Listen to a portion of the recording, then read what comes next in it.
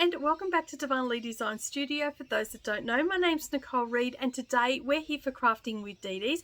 We're going to be working on some embroidery, and it's quite raised. You even get a free pattern. So let's get started.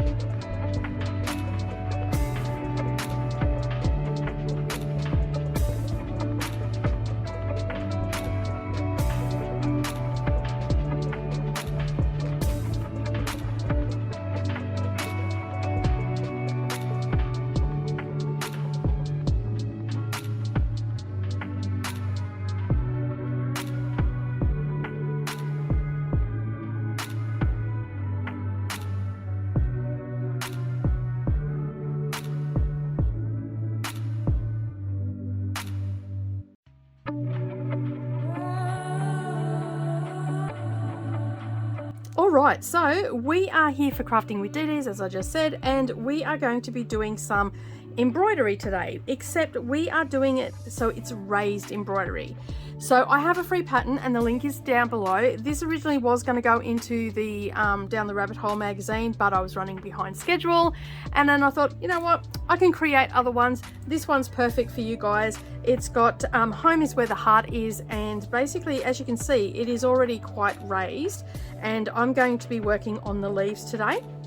And the color that I am using is 733. Now all the colors that we are using in this pattern will be listed on the pattern piece, okay, and you will be able to just refer back to this video and see what's going on. So I'm going to work on this until it's finished on the channel, so you can stitch along with me. So grab yourself a cuppa, print off your template, trace it out. You can do it on calico or quilting fabric. If you do it on quilting fabric though, like a homespun or something like that, put a whisper weft on the back of it.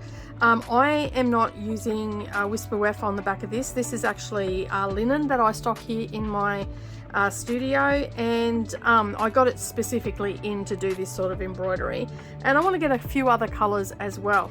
But the colors that we'll be using in this pattern is DMC, okay, 733, and I've just chose DMC because most people will have access to DMC. DMC 3689. We also have DMC 936.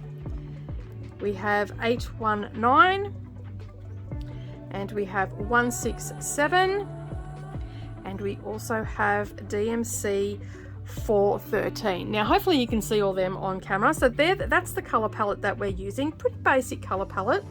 The stems for the reef that goes around are 167, and the little leaves on that is 733. So they're the two colors that I've started to use already. My flowers, however, are going to be this light pink, and then the centers will have 3689. The leaves around my flowers will be 936, and the gray is actually the stamen in my no, sorry, not the stamen, that was another pattern I was thinking of. So they're the three colors that we'll be using in the, I just had a mind blank because I actually don't have the printed off form in front of me. I've got my sketch in front of me, but not my actual pattern piece. I probably should have looked at it before I got on. So they're the three colors that will be leaves, the center of the flowers, and the petals of the flowers. And I don't like to have black for my words in some of my, like some embroidery it looks good, other embroidery not so much. So I usually like to use a 413 or a dove grey. A dove grey is slightly lighter, and I can't think of the number off the top of my head, but today I'm actually going to use the 413 for the words. All right, so let's get all these out of the way. You're also going to need a chenille needle, okay, and I am going to pull that out so you can see. A chenille needle has quite a large eye, and the reason that we use a chenille needle and not an embroidery needle is because you can see how thick my strands are. That is just came straight off the spool, and so we are using 6 strands today. For most of everything we'll be using 6 strands. I think the flowers I may end up using 12 strands, so that's where I take a strand, I thread it through, and I bring my 2 ends together and bring it down, and it just makes it sit up a little bit better as well. So yeah, so anyway, I am going to get stuck into it, and we are just going to do a basic satin stitch, and you'll see how quick these come up. All right, so I'm just going up at the base of my stem, and then I'm going to go in at the tip of the little leaf that I've drawn. And the best way, if you're going to work on linen, the best thing to use is actually your, what do you call it? Your transfer paper. So it's like a carbon paper, and it works really well. So you can see there I've got one little leaf, and then I'm going to come up again, and then I'm just going to go back down beside it into the same hole. But you can see it creates a nice little leaf. Okay. And we're going to do that on all of our, and you can see they're just slightly marked out, and I will work up one side and then come down the other. I just find it easier to do that. Now you don't want to split your stem either. Okay, and you want to try and get a nice shape to your leaf. I'm home alone today,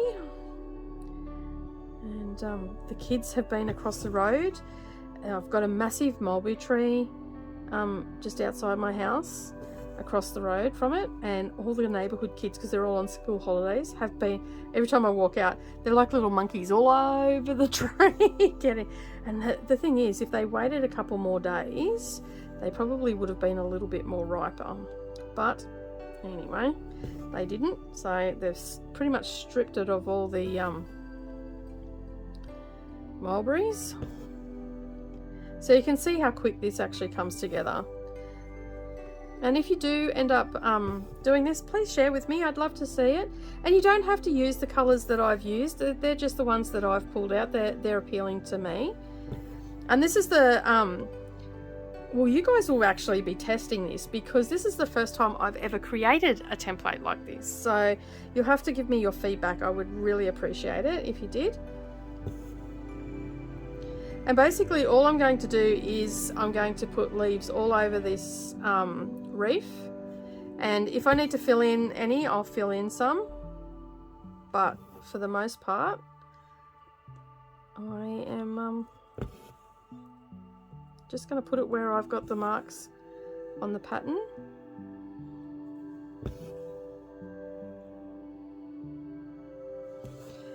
For the bigger leaves, you can also do like 3 passes at it.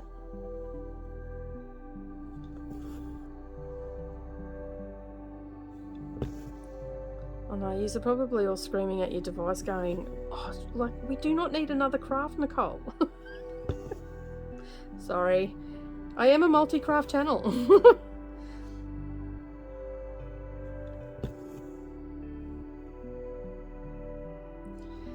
I like doing this. I love the sound of it as well. Like, it just hearing the thread go through the fabric. It just sounds awesome. So you can see how that's just coming out, and they're just like little. You just sort of go up your stems as much as you can. Some will have more, some will have less, some will be a bit skew-iff, and you just sort of play around with your placement until you get it right. And you'll get into a rhythm of it. And I'll show you another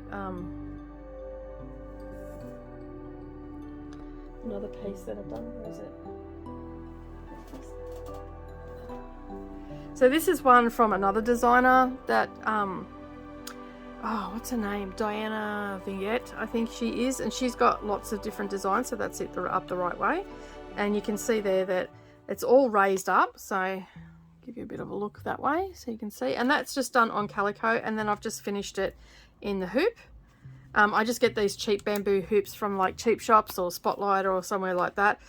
You could probably stain them up if you wanted to. It'd probably look really nice if you stain them, and I think these are a bamboo, and I'm not too sure how well they stain up or not, so that could be another video I can do in the future to show you how to do that. But yeah, I first come across this a few years ago, and there's heaps and heaps on Etsy, different designs and stuff like that, and I've got a few. I find that Diana Vignette is her name, and she has YouTube tutorials as well, or she doesn't speak in them though. She's got quite a number of patterns and whatnot, and I've just started to dabble in the world of this sort of designing, and I'm actually really enjoying it. It's been a lot of fun.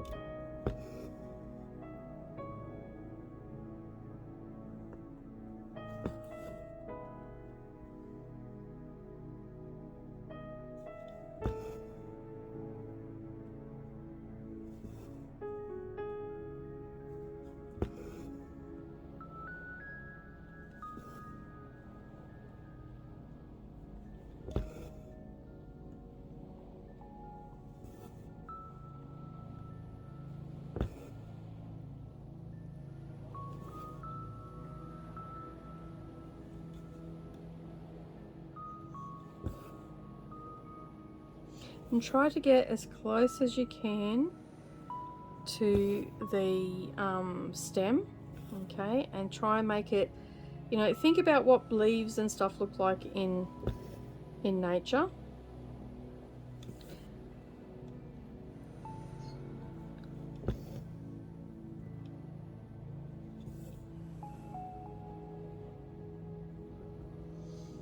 I really like it.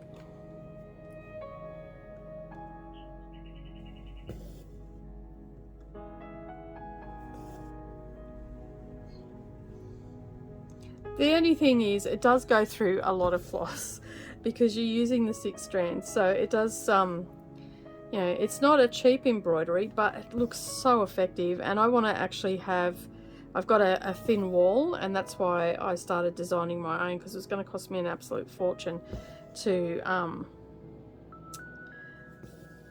do the wall. So I decided that I'll start designing my own and stitching my own, and basically I'm going to have them all in a hoop finish, and they'll be all different sizes.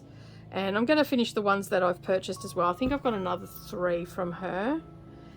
But yeah, that's where I learned how to do it. And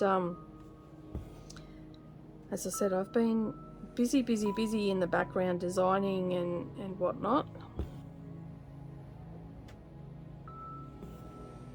A lot of hers are just botanical stuff, whereas I've actually added words into mine. I'm sure there's other people out there. In fact, I've seen a few other people that do it with wording in it as well. It's not too many.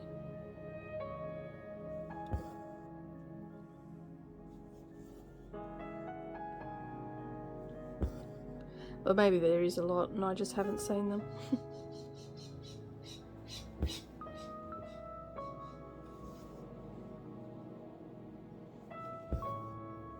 Just had a sprinkle of rain before and all the birds are going crazy. I can hear, I don't know whether you'll be able to hear it or not, but all the birds are going crazy out the back.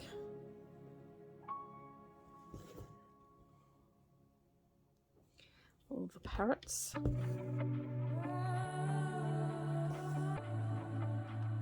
So as I said, you can use your own colour palette, like if you've got a favourite colour, or you might want your stems to be a bit darker. In hindsight, I probably would have liked them to be a bit darker, but I'm pretty happy with how it's sort of coming out now that I've added the green onto it.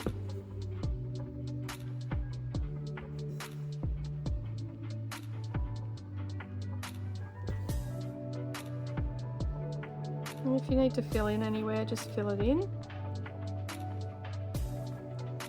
Makes it super easy then. And it sort of just bulks it up. Like it'll look a lot different when I come down the other side too. So I hope that you enjoy and give this a go. I will leave a link down below where you can get the CXC threads from.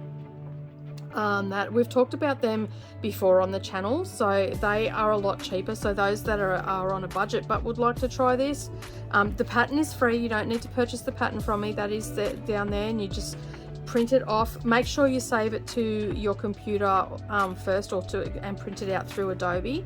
It won't matter if it comes out a little bit smaller if you print it straight off Google, but if you want it to be this actual size, I definitely would save it into Adobe and then print it from there. And it doesn't come out too much smaller. I think it's maybe ½ an inch all the way around, which is not going to make much of a difference. It just means the pattern will be shrunk in a little bit, but it won't take away from anything at all. Okay, so if you can't do that, that's fine. Don't stress it. Just print it off from Google. You know, when you open it up from Google Docs, it'll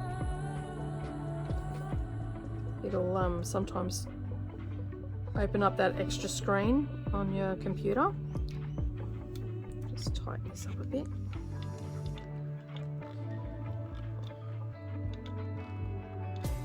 So I've got a few other patterns in the pipeline, so good to get them in their final stages and have them ready to go. But I have been super busy with filming and stuff, so I haven't had much chance to sit down and really give it a good go. But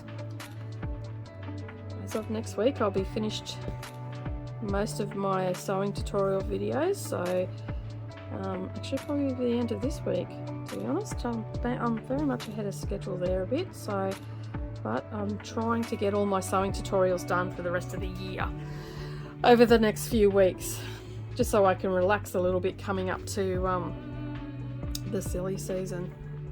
See how we go. The good thing is that the kids are hardly home anymore, so it makes it nice and easy when I've got to film, because I can block out a whole day when they tell me that they're going out for the day. So Savannah's off school because she's still in school, but Nerily had the day off, so they've toddled off to Brisbane, or not quite Brisbane, down to North Lakes, and having a bit of a shopping day and lunch day, because Savannah was working and Nerily was working for her birthday, so they've gone out to spend her birthday day that they would have normally spent together. So I'm sure they're having a great time without Mum. Although Savannah did ring me a little bit earlier and say Nerily's trying to convince the people at the piercing place to pierce her belly button, but because she's so little, she doesn't have enough. I have no problem with her getting a piercing. Her dad, on the other hand, has lots of issues with it, but I have no problem. I can't really say anything because I've got piercings myself. So well, I used to, I don't anymore. I used to have a nose ring and I used to have a belly button ring, but I got a bit of an infection in my belly button one where I'd have to be, Savannah would have been about 2, maybe 3. No, she would have been about 1, because I was helping build the shed out on the farm, and concrete went down into the hole where my ring was, and yeah, it caused a bit of an infection, and so I had to take it out. I did have it back in for a little while there, but then I fell pregnant with Nerily and had to take it out, and same as when, and then I just never put it back in. And so but she doesn't have enough skin there to do the piercing, and she was trying to convince them otherwise. And I'm like, I said to Savannah, I said, they won't do it because there's no point in doing it. And they're dead set serious. If they're saying no, they're not going to do themselves out of a sale, are they? And she's like, no, they're not, are they? And I'm like, no. So anyway, 10 points for her for trying. She's determined. She'll regret it. Like, they're great and all the rest of it, but she's got to wear jeans a lot of the time for like her pants are jeans for work, so, and that button's going to sit right on that belly button. So, but you know, what would I know? I'm just Mum. I don't know anything. I was just, you know, born a grown-up. I've never lived my life. And I've said that in that tone to my girls. Especially when they start acting like Google, because they know everything. The funniest thing, I'm taking Nerily out for driving lessons, right? And you know, you're instructing her how to drive. You know, this will help you do this and this will help you do that. You know, for the most part she's fine, but every now and again she's not sure about something, and then we talk about it and all the rest of it. But every now and again she'll do something that she knows she's not supposed to do, and I'm like, you need to slow down a bit as you're going around the corners because you're going around too fast, which means that you have no control over the car. If you know, because you're a new driver, you need to learn how to get control of your car and stuff like that, right? And we're just going around the back streets of Kingaroy. Anyway, every time I say something, she goes, I know. And I've gone out with her for 4 times now, and every time, I know. And so the last time I went out with her, I said, well, if you know, why do you keep doing it? And she just looked at me. She goes, I say I know a lot, don't I? I said, yeah, you seem to know a lot, but you don't seem to learn a lot. Anyway. her dad took her out for some night driving, and he come back and he goes, yeah, she's all right. I said, she knows a lot though. He goes, yeah, she knows a lot. I've just had a bit of a laugh about it. She's a great kid, but oh mate, sometimes it's just like, slow down. I feel sorry for her because she's always been a little bit more mature than her friend group, and also she's had to keep up with her sisters as well. Like her older sister is 7 years older than her, so they did a lot of stuff together. And she started motorbike riding when she was 3, and she couldn't even, like, she was that small that if she sat down, her feet were off the platform, so she actually had to stand up on the quad that we got her, because we just got it the same size as the others, because we figured, oh well, she'll grow into it. His were too small to even use the brakes, so she used to just let go of the accelerator and wait for it to slow down. But she gauged, like, she learnt very early on how far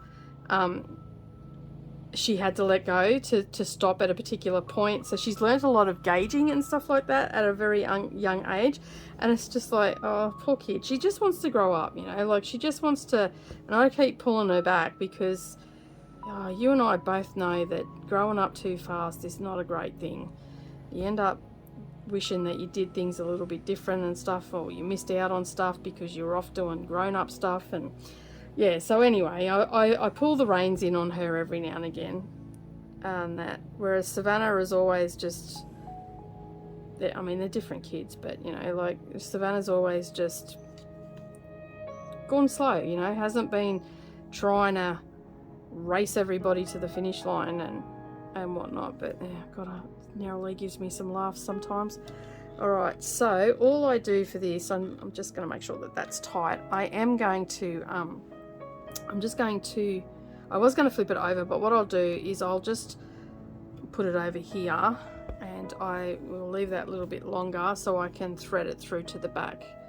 I can weave it through the back because I haven't really mastered how to finish off on the top with this style of embroidery, but it's coming together nicely. I love it, and it's so tactile. While you're doing it, you'll find yourself sitting there just touching it. Now this here is a stem stitch that I've done on this, so it looks like a bit of a rope look, and then as I said, this is just a satin stitch. And it'll have all the stitches, like it's pretty much all satin stitch except for the stem and the words. So the words will be they will be backstitch, backstitch, and I may change my mind on that because and that was another reason it didn't go in the magazine, because I wasn't 100% sure how I was going to do it. And this is pretty much by process. Like, I'll create something in my software, and then I will trace it out, and then I will stitch it myself. Or I've got another friend that does some of my embroidery, my flat embroidery, not this raised embroidery, and she helps me out with that sort of stuff, and some of my cross stitches as well. But yeah, this is sort of what I do. Like, I have an idea of where I want to go, and then sometimes I'm not too sure about colors, so I might do you know, I'll try and do colors and stuff in the software, but you just never know. And so I just sort of pulled some colors out that appealed to me, that were sort of soft, not muted, but soft and not so harsh. And that's why I go with the grey and stuff like that. So you're sort of getting to see a bit of my process here. And we just start with a knot in the end when we start, because this is not going into a quilt or anything like that. It is just going to get finished in the hoop, and I'll just put, like I did with this one here, I've just put some cardstock on the back. This one stands up on my shelf, so I've got a bit of blue tack on the bottom until I'm ready to hang them up. And I use this will be my hanger, and I'll put them all up on the wall, and yeah. But I definitely will be doing some of these for the magazine as well. And so you'll be able to, if you buy the Down the Rabbit Hole magazine, you will get a few of these sort of patterns in there.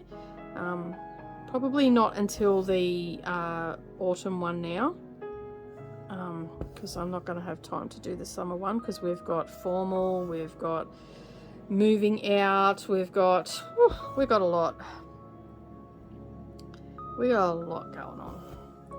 Savannah's moving out. I think she's moving out in December, she said. And she's starting to get a bit nervous though.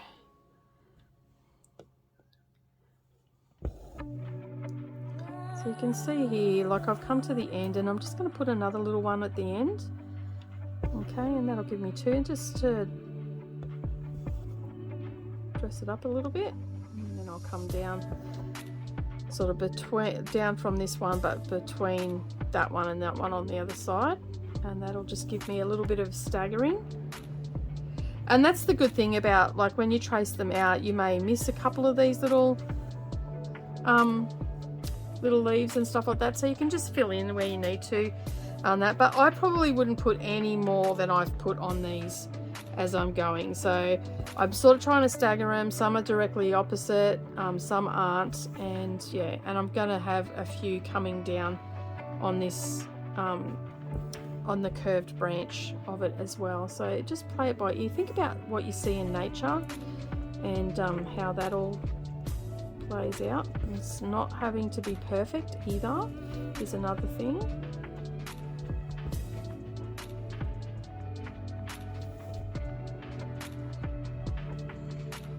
And I'll just I'll go through 2 times. If you've got a really big leaf, like maybe over here, so there might be a larger leaf, you might need to do 3, but I think I've already said that. But just as I said, just play it by ear and see how you go.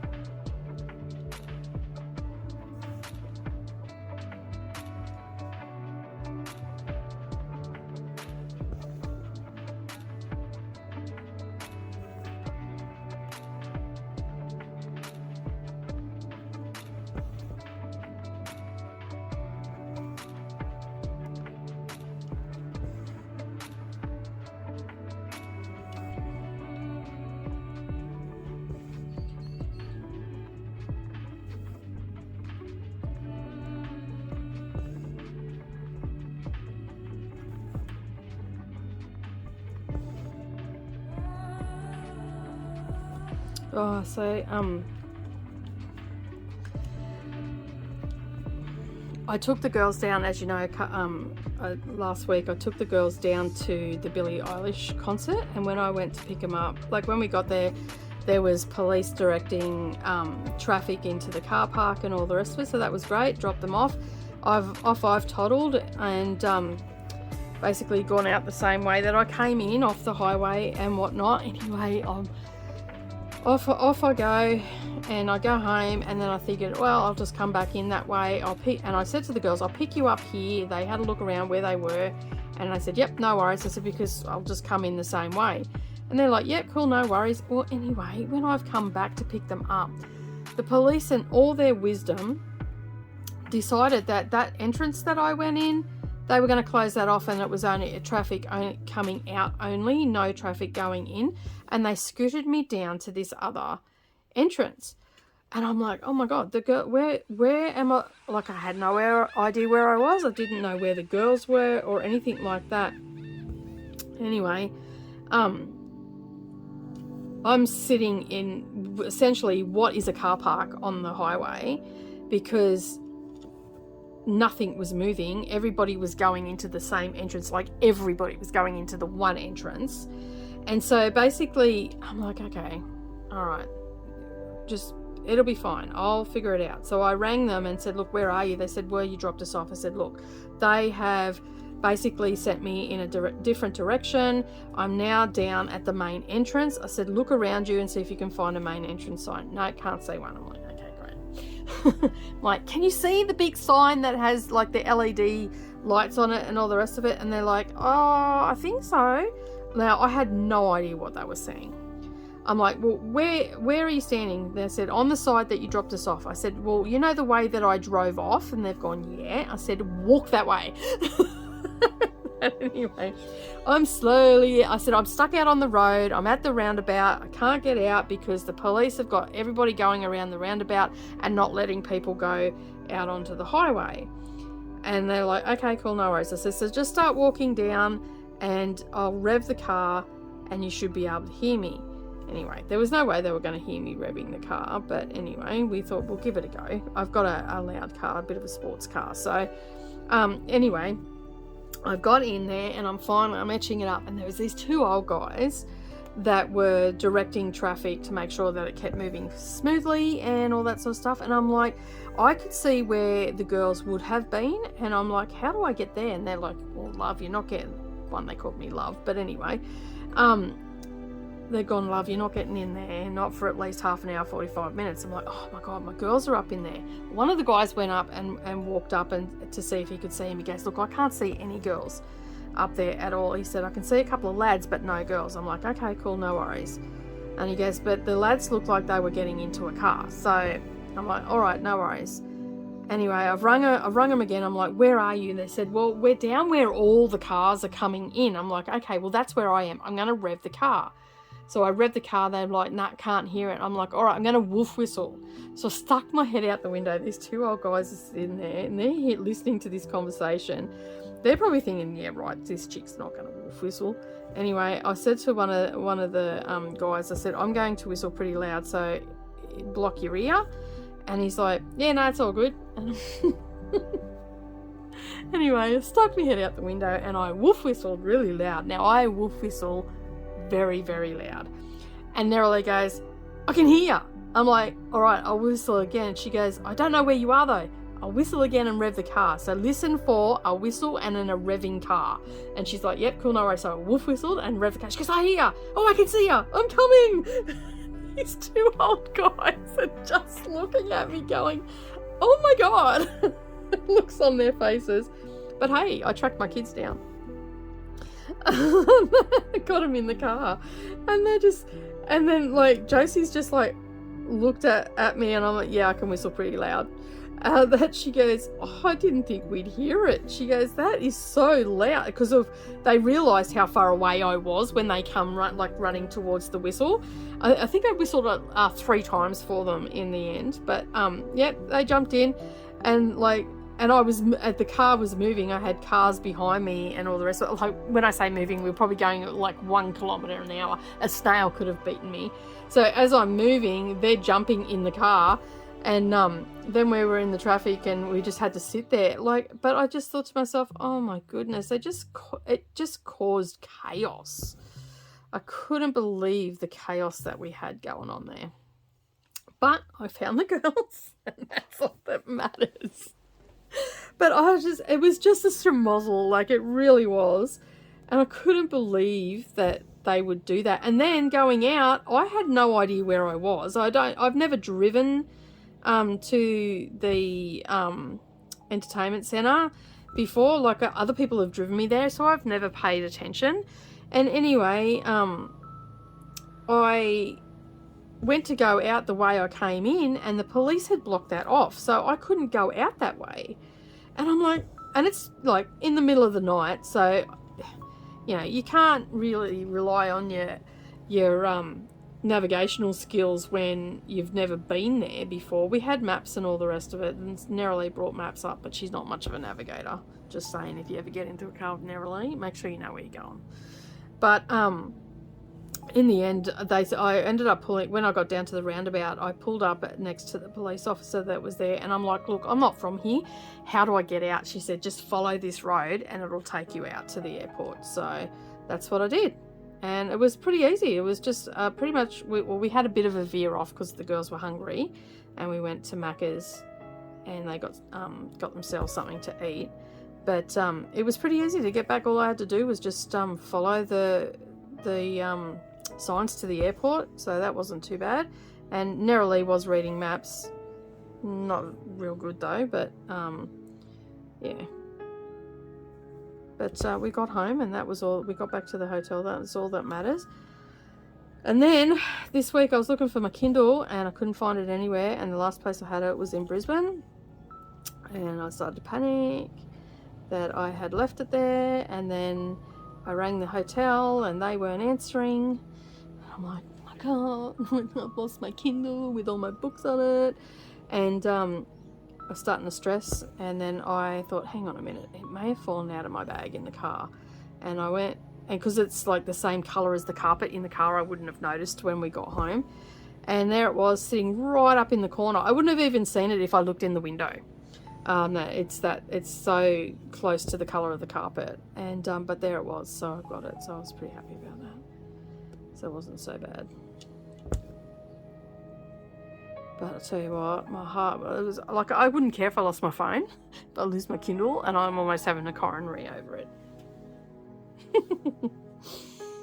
Yeah, I know where my priorities are in a book.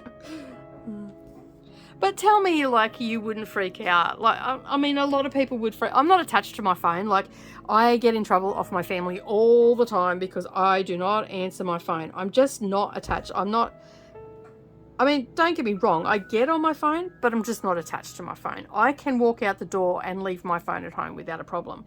Can any member of my family do that? No, they can't. They love their phones. It's like they're another appendage. And I am always in trouble off them because I don't answer the phone. Or, where's your phone? That's fine. I don't need it. You've got your phone.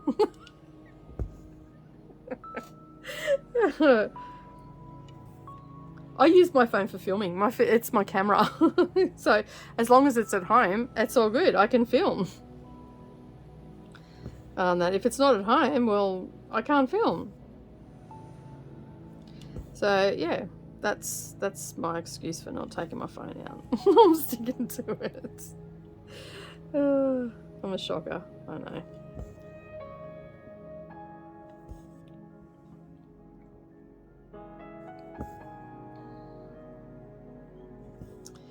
Alright, well, it looks like I'm going to have to get off the camera because my neighbours have just cranked up the music and they've got a trailer out there that they're loading up because I think they're moving some stuff out of their backyard. And so I think what I will do is I'll keep stitching until they get really noisy, but if I have to end this video abruptly, you'll know why. What music are they listening to? Can't quite make it out. I think they've turned it down a bit. They may have heard me saying it because they know that I film in here for YouTube. So, and I'm on my. I know I said they can hear me, but I'm actually on my front veranda's converted, and so they can hear me in here talking. And they're pretty, for the most part, they're pretty considerate though. When I'm recording and stuff like that, but I think they're actually having some people, other people move in there because their place is a 2-story place, and I'm pretty sure they have just finished doing like a conversion underneath. So they live in the upstairs, but they had all this area downstairs, and I believe that they were doing a conversion down there, and they've just finished it, I think Brendan said. So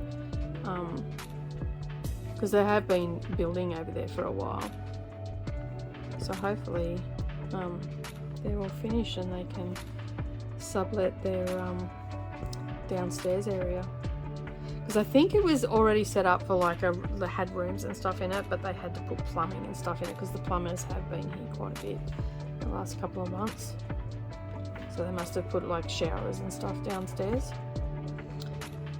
And the lady that lives next door, she works at a local establishment here, and she looks after all the people that come here to work that are on working visas from other countries. and so she helps them out. Like she drives a minibus so they can get to their appointments, and they can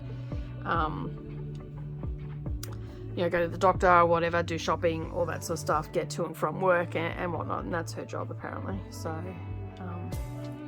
pretty cruisy job. So see there where I've just added a little one in there. I've just done one pass at it because there's not much room, but it just filled up that space because it looked a little bit vacant there. And so if you've got places like that on your as I said, this is the first time I've stitched this out, so there's going to be different things that I do along the way, so you can come along for the journey. That wasn't where I was supposed to come up. Just down a little bit. So you can come along for the journey and learn how to do it. But this is all you're doing really. Like, you're just filling in, you're using, it's mostly satin stitch that you'll use. Occasionally you will use chain stitch, and occasionally you might use back stitch, but for the most part it'll be stem stitch for any of the plants and stuff like that. But that's looking really good. What do you reckon, guys? You're gonna enjoy doing something like that? I hope you do. I've had fun learning how. This was my learning piece on how to do the designs, because I did not know how to use my software properly prior to doing this one.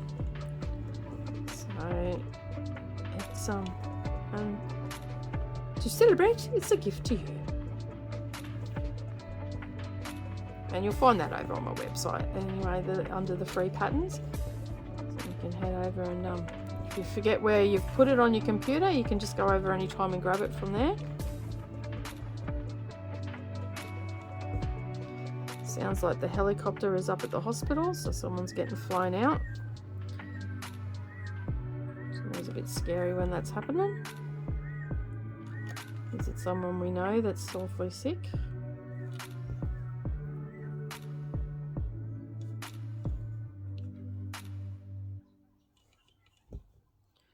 Alright, so what I might do is just end this thread off here as well. And I'll just thread these through. As I said, I'll just weave these through the back. It looks very similar on the back, so I will just find points that I can weave it through, but I need to leave enough so I can rethread the needle on that. But yeah, so,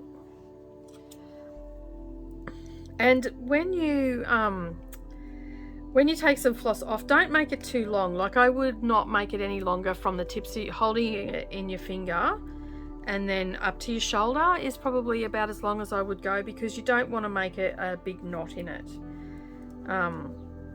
You know, and you don't want to be stretching your arm, like overextending your arm either. You want to just put it in, and I just put a simple roll knot into it. Okay, and then when I weave everything, I just double check that the tail's still holding and go from there. But the chenille needles, like, you can see how easy that's 6 strands going through, and that makes it super easy to go through. And that is my recommendation, that you use chenille needles. They're sharp and they'll go through your linen and they'll hold your thread really well. And that's what you want. You don't want to be struggling to thread your needle. You want it to be easy. You don't want it to become frustrating or anything like that. So I think this is I can't remember what size this is. I think it's a 24 chenille needle. I'm not too sure, but I still didn't find them. I must have thrown them out. Yeah, so I've got to get some more in. So when you get down to close to the main stem that curves like this, you might have to just put like some little ones, some just to fill in a little bit. Okay, so like here on this side, I'm just going to put a little one.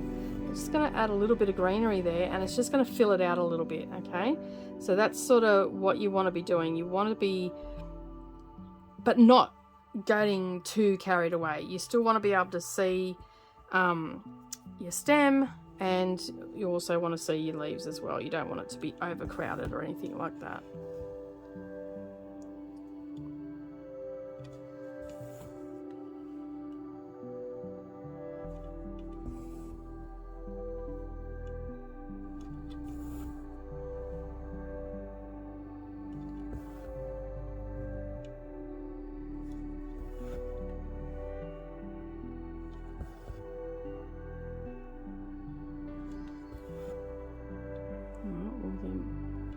maybe not. They've turned their music off and they've gone inside by the sound of it, so that's good. Stitch a little bit longer.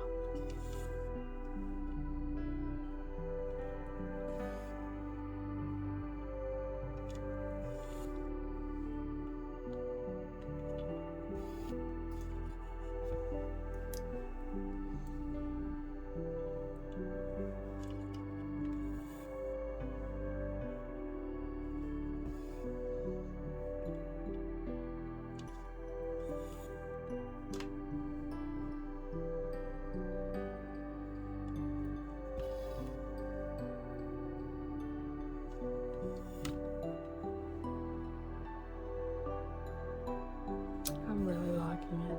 I like it when I create stuff and it goes to plan. Sometimes it doesn't go to plan. Yeah, and it's always a little bit daunting when it's the first time you've ever made, like, I've done this style of embroidery before. That's not what was daunting. It was, you know, whether my vision had been executed well enough for my, you know, like whether I got what was in my head out onto the design board. And you know, it's always the tricky thing. So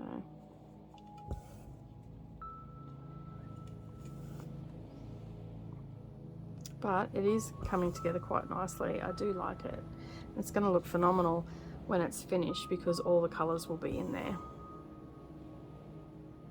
And we'll have a little bit of dark foliage as well.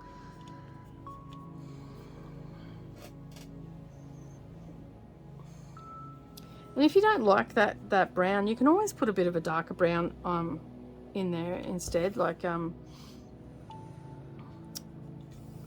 don't know, maybe 3371 might be a little bit too dark. That's that really dark brown, but it wouldn't look bad. Like it, but it might be a little bit dark. So you could always just maybe do a test with it, because like I would imagine that would look really good with a dark green leaf. So as I said, you can just sort of play around with it and see what you can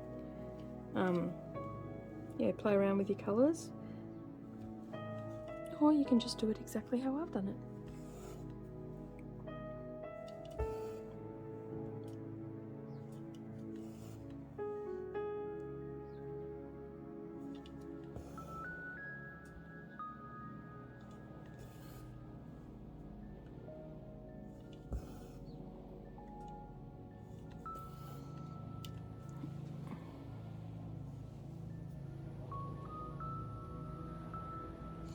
Alright, well, I might call it a day because my phone has just been ringing and I think Brennan's trying to get hold of me. I just spotted it out of the corner of my eye. So I better answer the call. You may need me to use FPOS, but I've been on for 50 minutes now. But anyway, you will find all the links down below to where to get this pattern from. As I said, it'll have all the bits and pieces that you need, all the information that you need, and we're just using satin stitch. So I'm thinking that next week I'm going to be working on this again. So you've seen what I've done here, and you've just got to do a stem stitch for here, and you can do a back stitch, it's up to you. And then we're just doing a satin stitch for the leaves. Okay, so it's pretty easy to do.